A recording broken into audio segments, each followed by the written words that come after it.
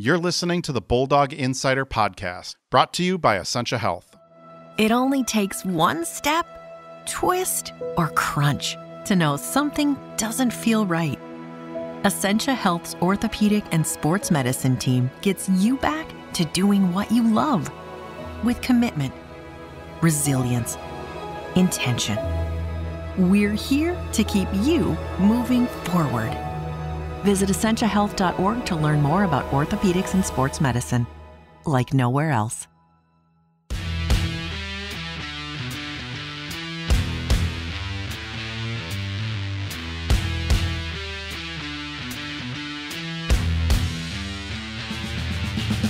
Hello and welcome to the Bulldog Insider Podcast, brought to you by Essentia Health. I'm Matt Wellens, the Bulldogs hockey beat writer at the Duluth News Tribune and the Rink Live. And I'm Zach Schneider, the television voice of UMD Hockey on My Nine Sports. This week on the podcast, we're joined by the leader of the UMD men's hockey team in goals. He's got 12. He also leads them in points with 15. Welcome to the podcast, freshman wing, Ben Steeves. Hi, thank you for having me. Yeah, thanks for coming on, Ben. This is a pretty historic year for a freshman at UMD. I wrote about this earlier in the season. Your 6 goals in your first 10 games. That was the most since JT Brown, his freshman year. He had 5 in his first 10 games. JT finished with 16 that season. That was 2010-2011. Decent year, right, Zach? That was a memorable year in this program, yeah. That was the most goals by a freshman in 24 years, along with Austin Farley in 2012-13. Not as memorable of a year. I think some of us kind of, I hate to say expect it, because I think it's a lot to expect a freshman to come in and score right away. But you had 45 goals in 70 games last year for the Sioux City Musketeers en route to the USHL Clark Cup Championship. I've asked you this a couple times already. How have you been able to translate that goal-scoring success from the USHL to college, and at this point maintain it as well? You're continuing to score here at a pretty decent clip. Yeah, I'd say it's just, you said you're asking it again, and I try to give the same answers, trying to get the puck to the net, and that's, I guess, as a team, what we've been working on too, and how we're going to score more goals in the future, the second half, is just volume shooting, getting pucks to the net, because when you do, goalie may give up rebounds, you may score dirtier goals that way, and that's important, so we need to work on our goal scoring, so I think getting to the puck to the net is the first step for that. You had just 10 goals in 45 games your first year in Sioux City. For you, what kind of changed between that first year in the USHL to that second year? Yeah, I mean, it's pretty weird feeling scoring that 10 goals in the 45 games, because I feel like that was a lot of goals for me, because like for the amount that I was playing, I guess, because I was playing that, I guess, fourth line role, and I had to develop that role. So if I was ever put in that position, I would be able to play that role, and that's, I guess, what my coach was trying to teach us and teach young players. So, but I mean, for the amount I was playing per game, whether it was 5 minutes or not at all, I feel like I was still, I guess, feeling inside that I could be a goal scorer. Did you need some of that confidence early on in your freshman year here as a Bulldog? Because it felt like once you got the first 1, 2, 3, then we saw Ben Steeves kind of start to really play more, I guess, freely is a good way to put it. But it seems like your confidence has grown throughout this first half and now into the second half of the season once you started to see some of those pucks go in. Yeah, absolutely. Just starting with like ASU, the first series, the first game, I felt like I had all the chances in the world. I think I hit the post a couple times, and I guess the way you start is really important, and being able to, I guess you can't say monkey off the back because it was only one game, but to crack it open and score in the second game was, I guess, really great for my confidence. You've scored in a lot of different ways, too. We've seen you score on the power play. You've kind of camped out in the top of that circle and scored a couple goals that are almost exact replicas of each other, and then you scored a couple greasy goals more around the net. So do you take pride in being able to score in different ways? This is a team that has scored in a lot of different ways as well through the season's first half. Yeah, in that power play spot where I sit, I think the most important thing, a lot of guys try and pick corners, but if the goalie's moving side to side, I really try and focus on hitting the net. That's the most important thing for me, because even if the goalie does get over and make the save, I try and, I guess, make sure the puck never gets covered or never misses the net and goes around the net. So whenever I shoot and maybe don't score, we still have second opportunities to score in the power play. That's a dangerous spot to shoot, because if you miss the net, it hits that corner board and is almost a free clear. We've seen it happen time and time again, but I mean, it's easy to say and harder to do, to just make sure it's on the net in that situation. Yeah, exactly. It's something, I guess, to our team. We always work on that kind of shooting in that area and getting pucks off one-timers. Ben, take us through your hockey journey. You grew up in New Hampshire, played in Michigan. You were at Eden Prairie for a year, the USHL, and now UMD. For a young hockey player, you're pretty well traveled already in your career. Take us through it. Yeah, started off New Hampshire, playing for the New Hampshire Avalanche, from mites all the way to U14, a little bit of U16. I played up my U14 year and U16s. And then the next year played for the New Hampshire Monarchs. We played in the Tier 1 Elite League, which we traveled all over for that league, because we were in New Hampshire. We were playing teams from California, Arizona, Michigan. So that was a really good exposure league, I would say. And then, believe it or not, I was kind of told that if I didn't leave New Hampshire, I probably wouldn't get drafted in the USHL. So I was I doubt that would have happened. I bet I could have stayed, but I guess for development and aspect of getting exposure D1 teams out west, I did make that choice that I would go the AAA route out in the Midwest rather than a lot of guys go like prep school route in the East or AAA route in the East. But I decided to move to Michigan and billeted there U16 year, and I played with Dom James there, and it's fitting that I'm playing with Dom now because he committed to Duluth that year. And then the year after that, I was planning on, because I was drafted to the Lincoln Stars, I was planning on playing for Lincoln, but as in playing, I was really young. I probably would have been there and practicing, just kind of getting a feel for the high level. But my family, for my dad's job, ended up moving to Minnesota, and we live in Eden Prairie now. And that summer, when I was kind of prepping to, my plan was always to play in Lincoln. When I was prepping for that, I started hanging out with John Middlestat, who ultimately played for Eden Prairie, and he kind of did his talking. He's like, you should stay for high school, and I went on the ice with him, and we had really great chemistry, and I ended up staying for high school. And then I played Elite League in Minnesota, got a commitment to Duluth out of Elite League, and only went on from there. What did you know about Minnesota high school hockey when you got recruited, talked into sticking around for your senior year at Eden Prairie? Yeah, I came in. I mean, I grew up watching it. I was born in Minnesota before I moved to New Hampshire, but I grew up watching it, and I mean, the hype around the state tournament and just the games in general, having big student sections, it was really cool to see. I actually didn't know much about the level though, so I was pretty blind to that going into it. What did you think of the level when you started playing it? It took a little bit of a adjustment. It was a little bit, compared to the U16 in Michigan, it was a little bit more physical and older, but I think I adjusted pretty well. You had a good one high school season here with Eden Prairie. You got to the state championship game. You got to play in that state tournament at the X. We've talked to guys from Hermantown, guys from East, that grow up around high school hockey in Minnesota and always have that dream, right? That's the first dream, and then probably playing for UMD and then in the NHL too for kids from around here. But for somebody that wasn't from around here, you said you've seen it before and watched that state tournament, but what was it like stepping out on the ice for that whole tournament, and especially the title game at the XO Energy Center? Yeah, it was pretty special, but I think the craziest part, because when you do step out on that ice, you are paying attention to it, and when you see the lights and just the amount of people there, it's kind of it's interesting though. I mean, I wasn't nervous, because it's almost, there's so many people there that you're looking in the stands, you can't point out a specific person. Whereas I was a little bit nervous for our section semifinal game, our finals was at Mariucci, but our section semifinal game against Minnetonka was at Braemar in Edina.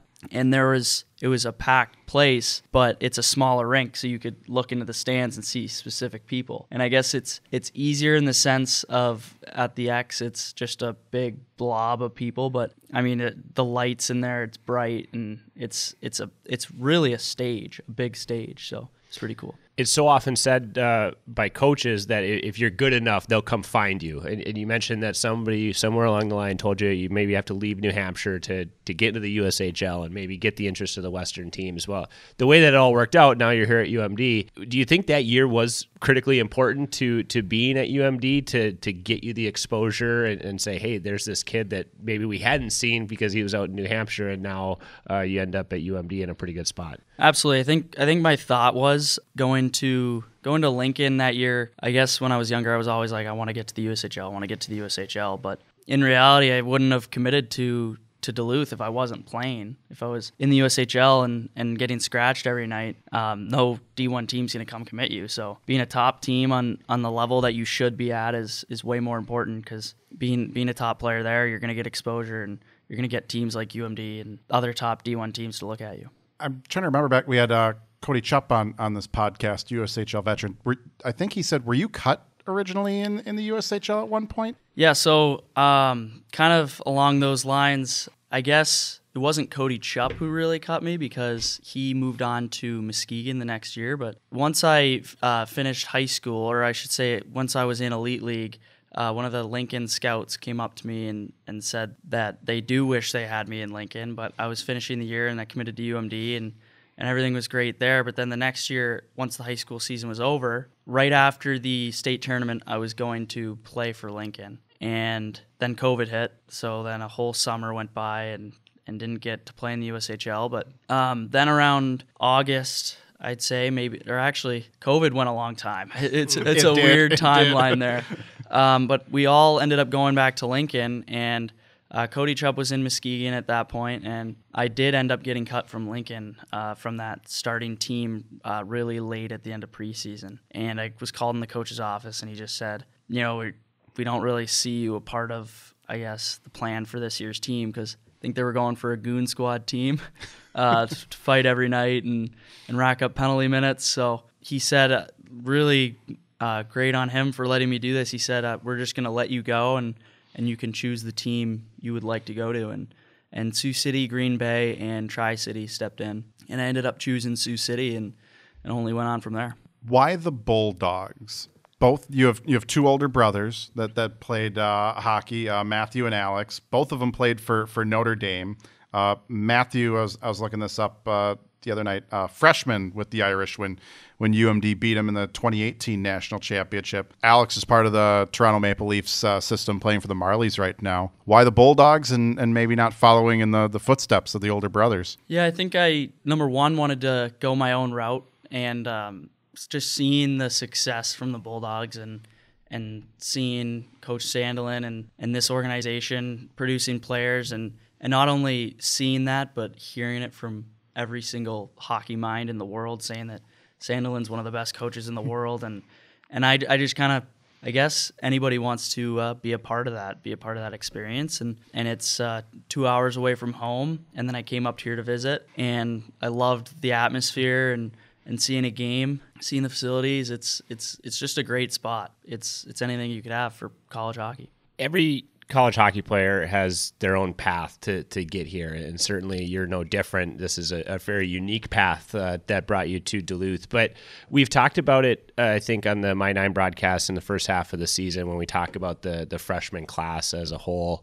And then Cody Chupp actually brought it up again on the podcast that we did with him a couple weeks ago, is that your path, having bounced around the country, been on several different teams, been cut from the USHL, and then had to battle through a fourth line role to find more success, has contributed to that first half success. The question was, why is Ben Steeves putting up 12 goals and some of the other freshmen are taking a little bit more time to get acclimated? Do you kind of look back on this and say that a lot of those negatives have become positives and allowed you to kind of be the player that you are this early on in your collegiate career? I think absolutely to that question. I think one of the biggest things to me that sticks out too is if you look at Alex's story and how my brother Alex, how he was able to sign with the Leafs out of college, and he's having tremendous success in pro hockey. He did not have the easiest USHL experience, I guess you could say. He went to Sioux City as well. He played in Sioux City as well as a 15-year-old and played his first USHL game on his 16th birthday, which is pretty young and unheard of as well because he wasn't drafted in the Futures draft. So he was playing in the USHL as basically a tender without even getting drafted in the USHL. And he was doing very well. And then the next year after that in Sioux City, he started camp and everything under the same coach. And the coach turned to him and just said, we think you're really young.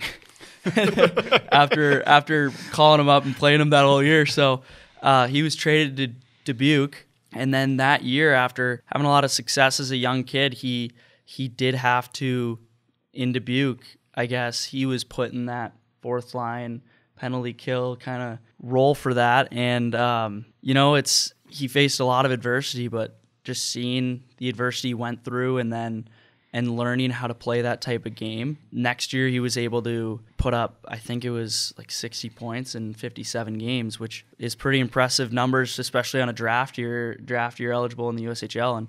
And then he didn't get drafted. So that's more adversity. And then he goes into Notre Dame with an attitude like, I'm going to prove everybody wrong. Ultimately, that was his goal, and he ended up being able to sign after junior year at Notre Dame. And that year where he didn't produce a lot of numbers in Dubuque, his first year in Dubuque, has helped him in pro hockey, because if he needs to be called up to the NHL and play that role, play the fourth line role, he has that in his bag. So it's a Steeves family trait then? I think the way Chupper put it was that Ben Steeves has a permanent chip on his shoulder. So it's a family thing? I think so, yeah.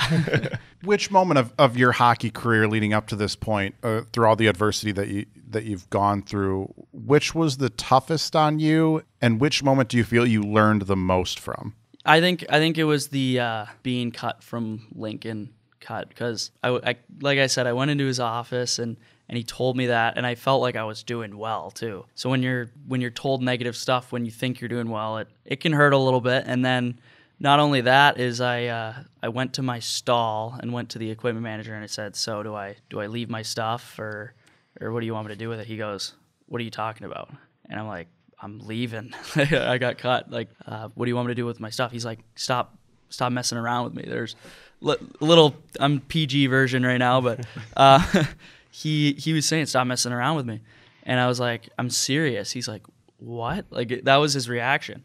And the same thing with the two assistant coaches. Did the same exact thing. So, I mean, I wanted it to be good in Lincoln. I wanted to be a good team there, and I loved it there, but I don't regret any bit of it. That's for sure. So we talked about some of the negatives and some of the maybe defining moments of your career on that end. But now, through the first half of your collegiate career, you're leading the team in goals. You've worked your way from, you started, I think, on the third line, played a little bit on the second, and now you're on the top line. You've earned more power play time. And you're a guy that I think as we go into this season's second half, if UMD is going to make a serious run at being an NCAA tournament contender, that you're going to be a big part of that. So now you're on the other end of that where you're finding a lot of success and the times are good. So how do you balance that as you came in maybe with a chip on your shoulder saying, I'm going to prove everybody wrong, and now in the second half, you've kind of turned into one of those guys that the team should be able to lean on more heavily, especially in an offensive aspect? Yeah, absolutely. And I think that comes with experience from last year being, like you said, one of those guys that a lot is expected out of. And I think being able to win a Clark Cup and be able to have that experience is the next step. I think having the success individually, there's some guys on our team that are having success individually, and now looking into the second half, being undefeated so far, beating Bemidji and tying them in the first game, that's a good step for us. And you could see even in rankings, we went up. And now, yeah, that next step is not only try and be great as a team, but try and be better than other teams and climb the rankings. We're going to take a short break. When we come back, we'll have more with Ben Steeves. You're listening to the Bulldog Insider Podcast, brought to you by Essentia Health. Hey there, my name is Wyatt Buckner, and I'm the host of the Duluth News Tribune Minute Podcast. Hear the most important news of the day, including weather and sports from Duluth, Minnesota, and from around the Northland. Join me and my fellow reporters as we take you through the local news you need to start your day. Episodes are released Monday through Friday and are available on Apple, Spotify, and wherever you get your podcasts. Thank you for supporting local journalism. Hi, I'm Maria Lockwood, a reporter with the Superior Telegram. Explore Superior and Douglas County history with me on Archive Dive, a monthly podcast available at superiortelegram.com or wherever you listen to podcasts. Welcome back to the Bulldog Insider Podcast, brought to you by Essentia Health Orthopedics and Sports Medicine. They're proud to be the team physicians for the UMD Bulldogs and provide sports medicine care to more than 25,000 student athletes in the community to ensure they can compete at the highest level while protecting their long-term health and athletic futures. Thanks to Essentia Health for their continued support of the Bulldog Insider Podcast. I'm Matt Wellens, joined by my co-host Zach Schneider and our guest Ben Steeves. The Bulldogs are going to be on the road a lot here in the second half, especially this month of January. Just got back from a quick trip to Bemidji. Now back-to-back bus trips the next 2 weekends to Omaha and Grand Forks. Based on what you said, these are going to be short trips. I'm guessing from you from not just your time in maybe the USHL, but New Hampshire. So where'd you travel more? Was it in the juniors and USHL, or when you were playing back in New Hampshire? I'd say distance traveled would definitely be in New Hampshire. But traveling more, I think, would be the USHL, because every weekend you'd have a bus trip ranging from 2 hours to Omaha or 6 hours to Fargo. So that was pretty interesting to get used to being on a bus that much. Those New Hampshire, were you busing from New Hampshire places, or you guys getting to fly places? We would fly most Okay, thank places, God. like Michigan and Arizona. We'd have to hop on a plane for those. So, as you mentioned, USHL, a lot of long bus. There were no flights in the USHL. You're bussing everywhere in that league. They require, I believe, everyone to bus everywhere in that league. Give us your three keys to surviving a long bus trip with the team. Okay, surviving a long bus trip with the team. Number one, you got to be a vet, because then you're not doubling up, so you can get some sleep on the bus. Number two, I'd say get along with your team, because bus trips are always fun when you're with the guys and playing games, and that's really fun. And then number three, I would say, is use the bathroom wisely. It'll make for a good trip. So that's the three things. What are your must-haves on a long bus trip? What are you bringing with you? I'm bringing my pillow, my headphones, and some snacks. Some snacks? Yes. I do feel like a good pair of noise-canceling headphones solves all. You mentioned the three keys. If one of those goes wrong, the noise-canceling headphones will save you in the end. Well, and you probably had a head start as far as the school side of this too, because you were used to it from a younger age, being on the road and still having to get that part done. That's still one of the most amazing things to me for all Division I athletes, in the schedule that you guys keep is the scholar athletes, or even graduating is still an accomplishment. But I mean, the noise canceling headphones have to be important, because you got to get your school done on these trips too. Yeah, I would do school, even our short trips to Omaha. That was right down the road almost, and before the games I would be doing assignments and maybe even doing quizzes. What was your favorite bus trip in the USHL? I'd say it was the longest one, to the Fall Classic in Pittsburgh. I think we had a really fun time as a team on that bus. We'd play cards, play poker, play Presidents. That was a fun game, so that was probably the best trip. You guys had sleeper buses in the USHL for some of those long ones, right? Yeah, for the Youngstown one we always had a sleeper bus every trip, but it was one of those ones where like the seats folded into flat kind of beds all the way down the bus. So it was kind of a piece of work to do, so we didn't really do it that much, but we did it because we traveled overnight to Pittsburgh. That was the one time we did it. What's the worst trip in the USHL? Wow. There was no worst trip, I'd say, but there was one weekend where it was kind of one round trip. I think we played in Fargo, then drove all the way down to Waterloo, and then played Des Moines the next day. It was 3 games in 3 days, and it was in 3 different areas. You spent more time on a bus than on the ice.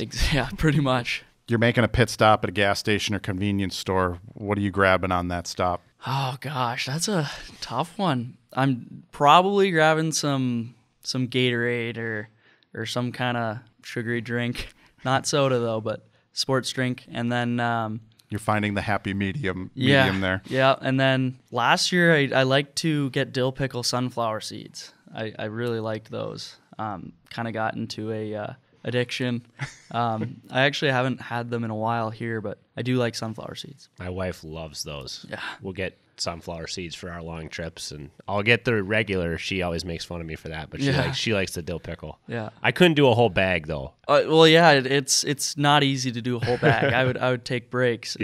And I'm just loading up at Quick Trip from the start. That's a Clint Austin and I move on road trips. Growing up playing AAA hockey, we had mentioned a lot of traveling as a kid growing up.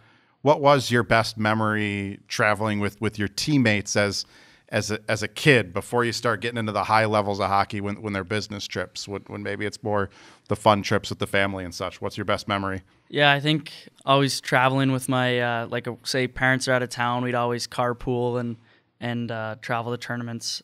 That was really fun, doing the carpooling with your teammates. And then I think any hockey kid will say this is in the hotels when you're playing knee hockey or just running around and being hooligans. That's probably the most fun and the best memories I've had. I was going to say, you always know when there's youth hockey teams also staying in the hotel that you're in. I might cringe just a little, but I also know I don't have to worry about like any noise complaints that weekend because we're the least of their concerns. Bus or plane? After all these years, which do you prefer? Plane. Yeah. You're happy to give up the bus hopefully someday. I like flying.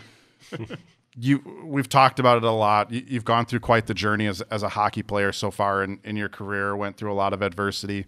What's the best advice you have for a young player whose path to who wants to get to the NCAA and their career hasn't gone as smoothly as others? Yeah, I think it's pretty cliche, but putting in the work. Any D1 player you look at has put in the work, and that's whether it's the off season or during the season. And there are exceptions. There are maybe players that play D1 that are just pure talent, I guess is the word for it, but that's pretty rare. If you look at even our team, everybody puts in work, and whether it's staying out extra on the ice and skating or off ice when no one's watching, shooting pucks, I think everybody brings something to the table, and the reason why they're very good at that, I guess, skill you could say, is because they put in the work. One of the things we talk about as you go level to level, whether it's youth to high school to USHL to college to the pros, is that every time you level up, everybody else on the ice has gotten there for a reason, right? So for UMD, it feels like, you were a specific case. Isaac Howard was a specific case. Aiden Dubinsky, you all had these experiences before college, but now you come in and everybody's kind of on that level, right? Everybody's made it to this level. And so it seems like this team through the first half, a lot of the newcomers, and we had a lot of them this year,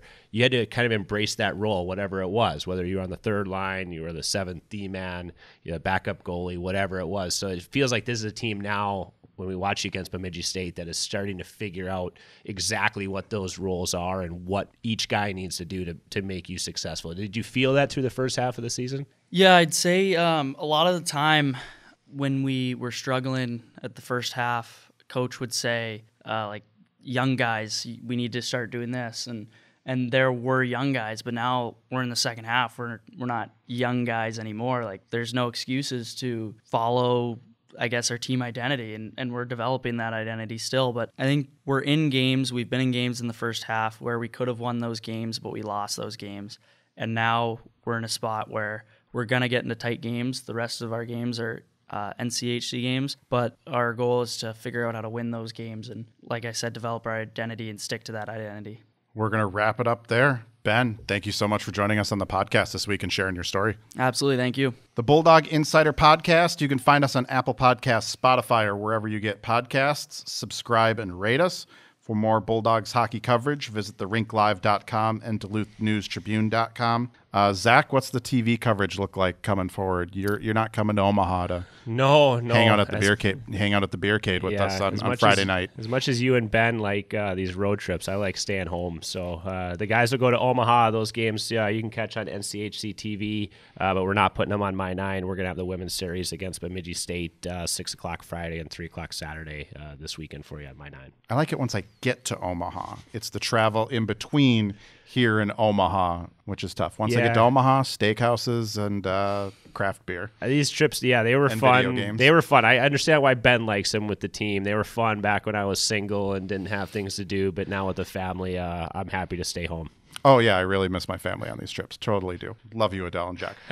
Thanks to our sponsor, Essentia Health, for their support of the Bulldog Insider Podcast. I'm going to get grief for that I love these trips to leave my family. Well, you should have said that like you meant it. I did mean it. Okay. I really did. Yeah, big thanks to Essentia Health for their support of the Bulldog Insider Podcast. I should have said it like that, right? Yeah. And thanks to all of you for listening. We appreciate it. We really do each and every week. We will catch you next week.